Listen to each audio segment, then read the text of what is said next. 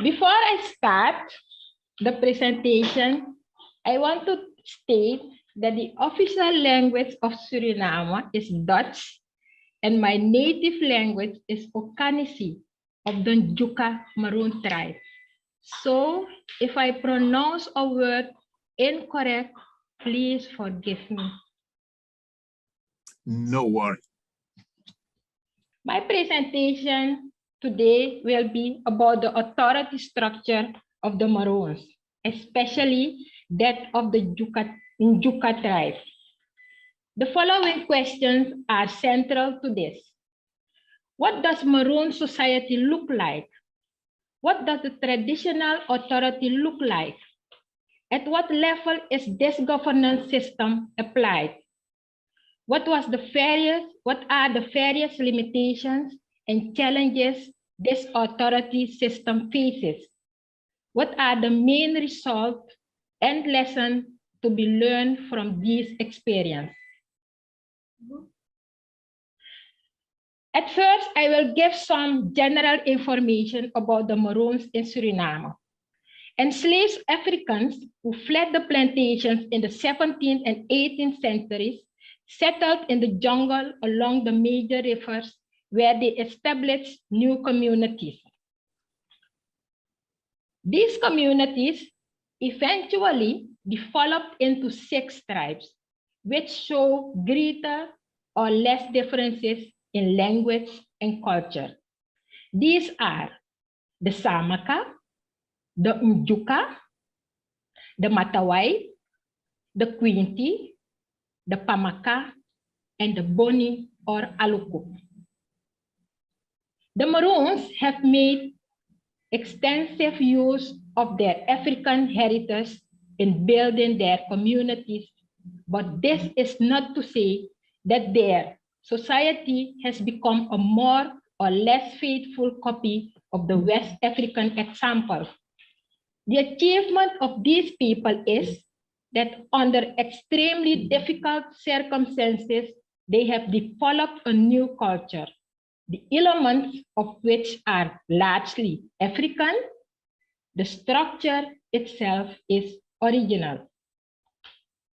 The Maroons are a separate ethnic group in Suriname, which means that they have their own language, traditions, religions, heroes, leaders, and history. They form the second largest ethnic group in Suriname, according to the 2012 census. That is 22% of the total Surinamese population. What does the Maroon Society look like? Women picking na gudu. Women picking na gudu. Women are the treasures of the bay. That's how the Njuka look at the woman. Kinship is essential in the social organization of the Maroon community. This matrilineal kinship system took place during the formation of the Maroon groups in the slavery period. The system influences almost the entire life of the tribes. Their mutual relations, settlement patterns, land ownership, and distribution of political and religious functions. The Maroons, as noted earlier, consist of 6 tribes. Each tribe has its own matrilineal structure, which is nevertheless broadly similar to all the tribes. Each tribe is subdivided into a number of matrilineal clans called law. The law includes the descendants of those who collectively fled a certain plantation area during the Maroons period. The law, composed of a number of matrilineals, the bear, whose size is determined by the number of relatives belonging to the same ancestral mother. The members of a bay inhabited the same village. The bay consists of a number of osus. There are 4 groups in the village. The matrilineal king, children of the men from the matrilineal group, young men married to girls of the village, and children born from an interlineal marriage, thus bear with bear. What does traditional authority look like? The oldest political functions that existed before the conclusion of the peace treaties between the colonial authorities and the Maroons in the 18th century were those of Basha and chief. The colonial authorities imposed central leadership on the pacified Maroons and introduced the function of an upper chief called Gamang. So if we look at the traditional authority now, we have the Gamang, the upper chief, then the Edekabiting, the Kabiting, and the Basha. The Gamang has a protocol and representative task. He exclusively regulates relations with the central government in Paramaribo and is in charge of the Gang Koto, the tribal assembly. After he has been chosen by his own people, the Gama is sworn in by the president. In addition to the function of Gama, the traditional authority among the Maroons also includes the functions of Edekabiting, Kabiting, and Basha. In matrilineal succession, the Gamang was chosen from a historically determined law. It has a protocol and representative task, as I also earlier mentioned. The Edekabiting represent the Gamang in the administrative supervision of a certain village or a number of villages. Kabitings are heads of villages. Basha acts as an assistant to the Gamang and the Kabiting. He acts as a jack of all trades. At what level is this governance system applied? It applied at the village level and at the regional level. At the village level, each village has its own board, Lanti, which consists of the Kabiting, the Basha, and Council of Elders. Lanti takes care of both the administration and the arbitration in the village. In fact, each village has a large degree of autonomy. At the regional level, in the peace treaties, each group was assigned a more or less defined residential area within which more definitive settlement patterns were established. The various laws were given rights on certain grounds. The peace treaties recognized the Maroons' own legislation and jurisprudence. Both take place at meetings. These can be held at bay, village, law, and tribe level. The meeting that takes place at the tribal level is the Gang Koto. It consists of the board, Lanti, of all the villages and is chaired by the Gamang. The Gang Koto generally takes place in the Gamang's residence.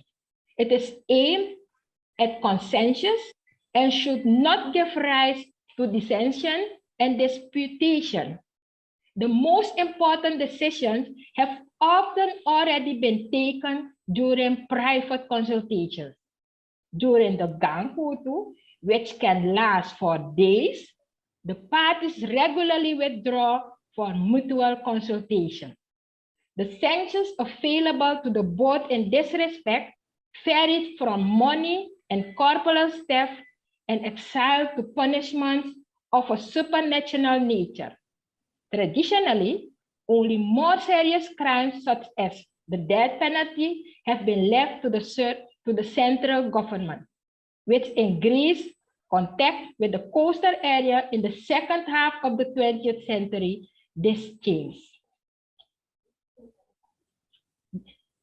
Yes, the second is the Gankutu.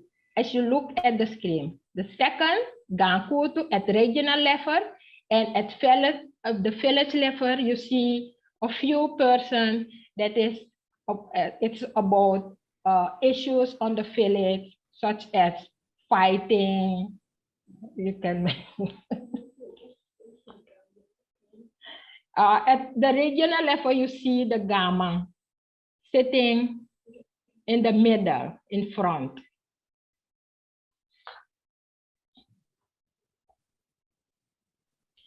What is the role of the Maroon women in this system? The most important role of the Maroon women in the political field is that she provides the successor to the board, the gamang. The man is chosen according to matrilineal succession principle.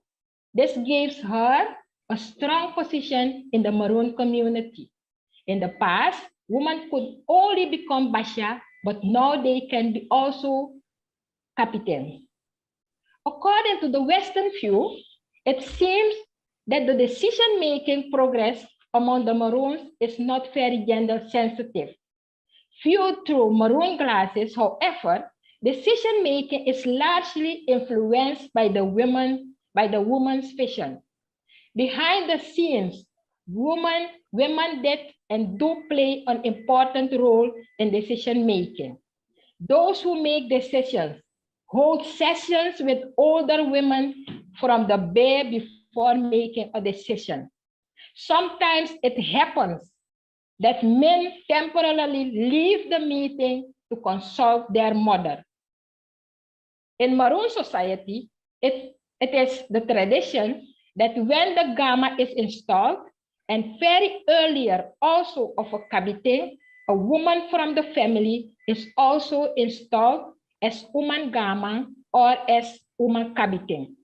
This is tradition that, according to Pakosi, was brought from Africa, Ghana. I don't know his state. It is the task and authority of the Uman Gama to lead, address, and correct the Gama behind the scenes. It is the men who hold the highest administrative position, but it is the woman in the family who manage the position. In principle, the woman also plays an important role in the appointment of a successor to the Gama, the Kabite, or Basha in the family. That's why women are Beguru. What are the various limitations and challenges this authority system faces? Traditional government is democratic to the extent that the entire community is involved in decision making. According to historian Ben Scholtons, however, the democratic content is affected by the matrilineal succession procedure. Interference by the central government in the succession can lead to conflicts within the law regarding the leadership. In the national legislation of Suriname, the position of the traditional authorities is not recognized in the Constitution. In fact, there is a contradictory situation. On the one hand, the administrative structure of the Maroon is recognized, and on the other hand, this administrative structure is not mentioned in the Constitution. Nowadays, we see that due to developments that confront the Maroon communities and that cannot be stopped, the collectivity is lost. Traditional authorities are often unable to respond to these developments. What are the main lessons that can be drawn from these experiences? This governance system is effective in a fairly closed society. A balance must be found between tradition and development. Children born in this system learn values, norms, dignity. Also, they learn to be proud of who they are. This is a picture of Gamangasong of the Njuka tribe from 1966 to 2011. I will end with a quote. Den gawan fuwi, it is in Okanisi. Den gawan fuwi, ben de jajaman anga jaja umang. Means our ancestors were heroes. Thank you. Thank you.